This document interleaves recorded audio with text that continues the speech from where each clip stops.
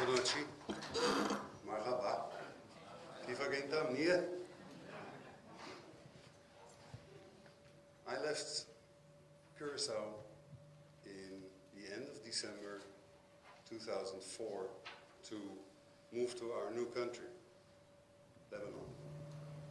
I had visited Lebanon before because they allowed me to have a look first, because they told me it is safe now. It has been quiet now for 15 years. You can go there. Take your family. Take your kids. Have a look. See if you like it. The day I arrived in Beirut, which is a truly beautiful city, especially at night when you arrive with your airplane and you fly and you see that those rocks in the city and the lights and the pigeon rocks, and then you get to the airport and you land and you see a fantastically modern airport, really, really well done. And then you get out and you smell the smells. It smells different than here. You smell the herbs. You smell humidity. It's more humid than here. You see the mountains. And you get out and it's busy and people are alive and they're buzzing along the streets. And first thing I saw was what I've never seen in Curaçao. Military guys with machine guns on the road. Oh, that's a nice welcome. You know, I come from a safe island. I have survived 3 years in Vietnam. Came to Curaçao, and for us, Curaçao was prosperity, was progress.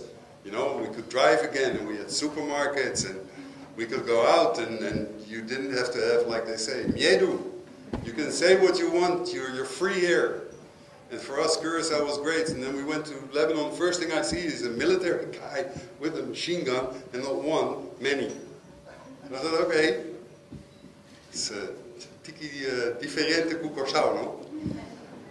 And we went through the southern part of Beirut. The southern part of Beirut is the area where you basically find mostly a Shia population. It's also the Hezbollah area, which I will tell a little bit more about later. Don't worry, I will try to stay out of politics, which is, with Lebanon, if you have to talk about Lebanon and you have to not talk about politics, you're quickly finished. Because politics is in the DNA. And I drive to the city, and the city is accentuated, right? It's not a flat kind of thing, it's accentuated, and you see that the pictures I had of Lebanon with war and civil war and destruction wasn't true anymore, you know? It's like, the first guy I saw on the poster actually was Khomeini, which was interesting. And then the next thing I saw was pictures of Hariri. And then the next thing I knew, I was in Ashrafia. And Ashrafia, because I went to work for a brewery, and most of the people in the brewery are from Ashrafia or from other more Catholic or Greek Orthodox parts of Lebanon, obviously, for obvious reasons. And you start your first day in Lebanon. Okay, so I wake up, great hotel, the food is, the food of Lebanon, very special. The hospitality of the people. If there's one thing that changed the people in Lebanon, is all these wars. They know how to seize the day. The atmosphere in Lebanon is carpe diem. You seize the day. Because you don't know if there will be a tomorrow.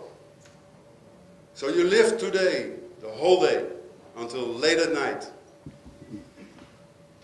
First day I go out of the hotel, I walk out, a driver picks me up, I go to the brewery, and bam, the next meeting with Lebanon. A street demonstration in the middle of it. I don't know, maybe I attracted, I don't know. A street demonstration, you know, students fighting with the police. I thought, well, where? I mean, I have to go to this safe place. I come to the brewery, great brewery. I worked in Almaza. Some of you know that brewery. It's in an area of Beirut called Sin El Fil, more the northern part of Beirut. We also make non-alcoholic drinks, obvious reasons. Laziza, some of you know that as well. Great people, great colleagues, great team. And I thought, after a couple of days, I thought, this place is a place I want to live. The hospitality, the warmness, the kindness of the people, the richness of nature, the atmosphere of life, the seizing of life is a place that attracted me. So we decided to go. My wife was there too. She came in a couple of days later. We decided to go. We went back to Curaçao to say goodbye to our friends, to pack our stuff, and then we moved to Lebanon on the 3rd of January 2005.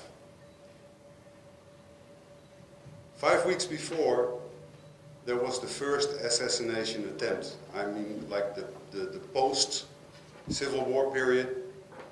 The first attempt was on a gentleman called Marwan Hamadeh.